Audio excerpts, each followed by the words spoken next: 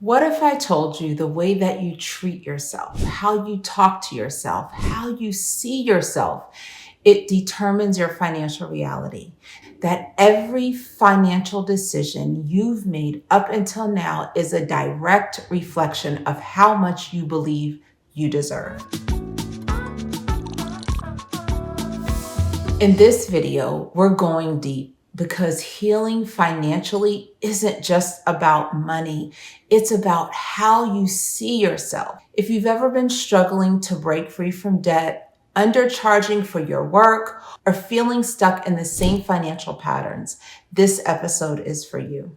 Let me know in the comments, what is the one money habit that you keep repeating, even though you know it's holding you back? I really want you to be honest. No judgment, just total self-awareness at this point. Why do we sabotage ourselves when it comes to money? Why do we struggle with money? Why do we make choices that keep us stuck? It's not about intelligence or lack of resources. It's about our self-worth. If deep down you don't believe that you're worthy of financial success, then unconsciously we automatically sabotage it. You'll make just enough to survive, but you'll never truly thrive. You'll talk yourself out of investing in yourself even when you know it's the right move. Self-sabotage. Why do we reject these opportunities for financial growth? Why do some people immediately spend extra money instead of saving it? How does the fear of success show up in our finances? I know I'm asking a lot of questions. The reason why is because these are the unconscious thoughts that we have. We may not ask ourselves these specific questions, but these are some of the driving forces around the reason we don't have confidence when it comes to our money decisions. Look, I come from a path, a journey of having some horrific times financially. I mean, I've been through 2 bankruptcies. I've had repossession in cars. I've been on the floor crying, screaming, yelling to God, like, please help me with my financial worries, with the stress. I didn't have enough money to even buy my kids diapers at some point. I was put out before from apartments. All of these things that have happened to me in my life based around my financial choices, financial abundance, the way that I see myself, my self-worth. At some point, I figured that the sickness cycle had to end. I had to find a way out. And it wasn't just about making enough money, like I said. It was about how I determined my self-worth and how my self-worth was connected to money based on the experiences that I've had, what I went through as a child, how my thoughts were centered around money, the things that I watched my parents go through. And as I got older, and I got into a relationship, how that impacted my relationship, how that impacted my self-worth, how that impacted the way that I spoke to my children about money, how that impacted, did I feel like I was worthy to get a higher paying job? Did I feel like I was worthy for money to actually come to me, for me to receive money? What I realized is the self-sabotage, it gets to be so deep. I remember starting a business in my early 20s, and because of my connection and my lack of self-worth when it came to money and when it came to just my internal thoughts about myself, I completely undercharged. I did a lot of the business that I did for free because I didn't think that the service that I was providing was worthy of someone paying me for the skills that I had. And then let's not talk about my age, because a lot of time I feel like when you're young, people think that you're inexperienced, that you don't have the knowledge, but wisdom doesn't necessarily come from age all the time. Sometimes it comes from experience. And honestly, by the age of 23, I had been through years of things that happened to me that I knew the average 23-year-old hadn't been through. But that mindset that I had didn't allow me to evaluate and value my self-worth. It didn't allow me to evaluate who I was. I thought that the experiences and the pain and those things that I'd been through when it was connected to financial trauma was something that I had to hide, that I had to feel shameful about. So that shame that I felt, that lack of self-worth that I carried, it completely was connected to the way that I thought about my financial abundance and what I could offer people in my business. I want you to think about the last time you had extra money. Did you hold on to it? Did you find a way to spend it quickly? Or did you just feel really uncomfortable about having it? That's the self-worth that I'm talking about that comes at play for us. If you lost everything today, would you feel confident that you could rebuild? Or would you feel like you are back at square one? Questioning yourself like this is huge because it is about your self-worth and belief. And if you're in a situation where you've built up your business, you've built up your life, you feel like financially you have a good life, those thoughts of financial trauma sometimes sneak in. And if you feel like you're not confident to get right back to where you are, what I have found is the money trauma, the thoughts, the repetitive thoughts, the negative thoughts regarding money, it will sneak back into our heads. And a lot of times it sneaks back in our heads during the times that we're not even aware.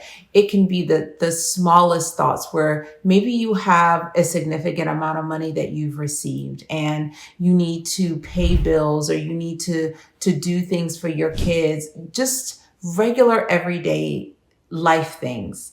And the thing is, there is a voice in the back of your head telling you that even though you have enough money to pay, that it's still not enough, that you still have lack, that once this money is spent, then the money will be gone. How are you going to have more money? You're going to be right back in the same situation when this money leaves. Those are the persistent negative money trauma thoughts. The thoughts that we have are not abnormal thoughts, but we want to figure out where those thoughts come from. We want to find out where that programming started with us, whether it was the way that we grew up, society, the things that we heard the people around us say. That sneaks into our internal system. It sneaks into our thoughts and our language and our programming when it comes to money. If we constantly feel like we never have enough, then the moment we feel like we get enough, it's really never going to be enough. When we think about money, we have to think of money in a way that it flows, that it's in constant flow. Yes, we want to save money. Yes, we want to invest money, but we don't want to hold on to the money out of fear. We want the money to grow. We want it to recycle. We want our money to have money babies. But the only way that any of this can happen is that we reset and rewire our mindset regarding money. So I'm going to ask you again. If you lost everything today, would you feel confident that you could rebuild, or would you feel like you were back at square one? And I want you to be honest with yourself. I want you to put a light bulb in the comments if you've ever felt like this before, like you kept feeling like you were back at square one over and over again when it came to your money. So we're going to go back to the self-sabotaging beliefs. We all have an inner money story, and if we don't rewrite it, it will keep playing on repeat in our minds over and over again. Our money beliefs are the things that keep us stuck when it comes to our financial abundance. We'll have thoughts like, I'm bad with money. But the truth is, you were never taught how to manage the money properly. Or having thoughts like, I have to work hard for every dollar. The truth is, money flows to those who create value, not just for those who do hard work. Saying things like, I don't deserve to be wealthy. The reality is your financial reality is a reflection of your belief system, not your worth. So here's an activity that I want you to do. I want you to take a minute, 60 seconds, and write down a financial habit that is not serving you, whether that's avoiding debt, overspending, undercharging in your business. Then I want you to set a goal for the next 30 days to start changing this belief. So if you believe you're bad with money, I want you to start tracking your expenses on a daily basis so that you can prove yourself otherwise and really see what's going on. When you have thoughts like, money is hard to make, I want you to have thoughts of, money flows to me effortlessly when I create value. Your money reflects how you treat yourself. So let's get real. Your bank account reflects your self-love, not in a materialistic way, but in how much you invest in yourself, how you protect your energy, and how you honor your boundaries when it comes to money, your money relationships. Your avoidance of finances equals avoidance of personal accountability. Underpricing yourself, not valuing your skills and your gifts, are because of a fear of money that you have in your life. Fear of money conversations equals fear of confrontation in other areas of your life. If you feel like you've ever avoided checking your bank account because you were afraid of what you see, I want you to put a fire emoji in the comments. That's not just about money, that's about trust in yourself. And today we are going to rebuild that trust. Healing your relationship with money starts with healing your relationship with you. So I want you to do a self-trust exercise. You're going to close your eyes and you're going to say out loud, I trust myself to make good financial decisions. Then I want you to think back when there was a time where you really felt like you made good money choices. I want to talk about some steps to really transform and empower you. So step one, speak kindly to yourself about money. Would you talk about your best friend the way that you talk to yourself about money and your money mindset? I guarantee that you wouldn't. So start replacing the self-criticism with self-compassion, with empathy for yourself. Step two is I want you to make small promises and keep them. Your confidence comes from keeping promises to yourself. If you're going to save $20 this week, then do it. Even if it's small, it still builds self-trust and accountability with you. Step three, start seeing money as a tool, not an enemy. Money isn't evil. It's a resource. It's neutral. It only magnifies who you already are. Now I want you to apply the same confidence to money. What would you change if you started trusting yourself with your financial decisions today? Like right now, like as soon as you finish watching this video, you decide to make a decision when it involves money that's different than all of the other decisions you've made, but really, really trust yourself with knowing that you're making the right choice with your money. Now, I want to take this deeper. I want you to tell me in the comments one money habit that you're committing to changing starting today. Is it tracking your spending? Is it investing in yourself? Is it speaking positively about money? Your language, the way that we think, it breeds action to the things that we manifest in our life. I want us to start being accountable and be intentional about the way that we think about money, because again, the way that we think about money, the spending, the way that we think about saving, the way that we think about possibly our lack, our scarcity mindset when it comes to money, it all starts in here, our self-worth. Let me give you an example. Have you ever allowed someone to borrow money from you and you were scared to ask for your money back? I know I'm not the only one. I think that that example is a perfect example. Why would you be afraid to ask for something that you loan someone out of compassion?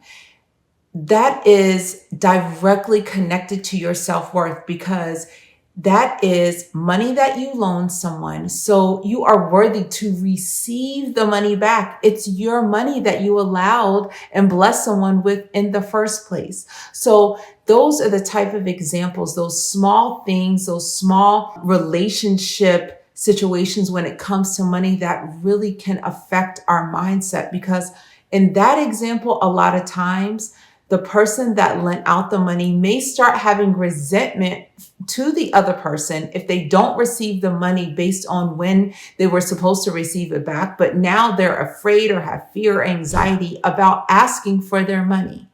I know that these topics are not easy. I know really looking internally at yourself and how your mindset around money is connected with the way that you may feel about yourself, the way you see yourself. But I promise if you start doing the work, it will give you the confidence. It will make you feel more freedom around money. It's not about just making a whole bunch of money, because it's a fact. People have gained so much money and they've lost it all because it's about their mindset around money. Have you ever looked at something on TV or read those stories about people that won millions and millions of dollars in the lottery and they have zero money to show for it?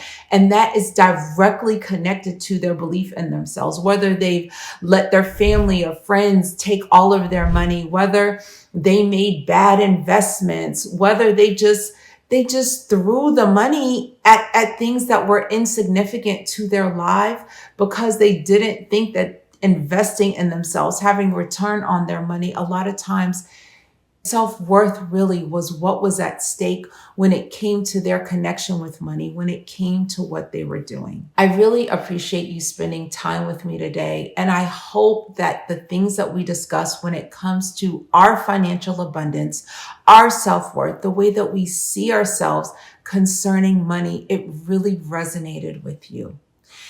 If you like this conversation, I always want to keep it going.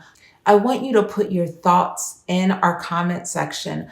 I want you to really explain to me your fears around money, your anxieties around money, the things that you always feel like keep you stuck in repeating the same cycles, because it is time for us to break free from those cycles. We still have 2 more parts to our series. I want you to make sure you ring that bell and subscribe. Send this video out to as many people as you know that you really think that this could help.